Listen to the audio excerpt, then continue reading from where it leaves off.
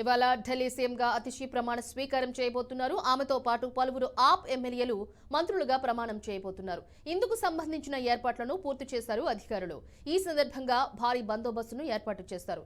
ఈ కార్యక్రమానికి పంజాబ్ సీఎం భగవంత్ సింగ్ మాన్తో పాటు ఢిల్లీ మాజీ సీఎం కేజ్రీవాల్ హాజరుగానున్నారు.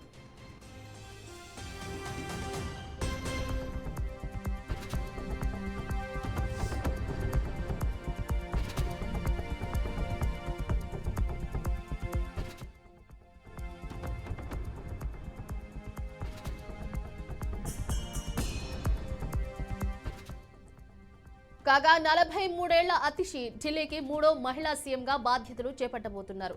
అంతకుముందు ఢిల్లీ సీఎంగా వ్యవహరించిన మహిళామణుల్లో సుష్మా స్వరాజ్, షీలా దీక్షిత్ ఉన్నారు.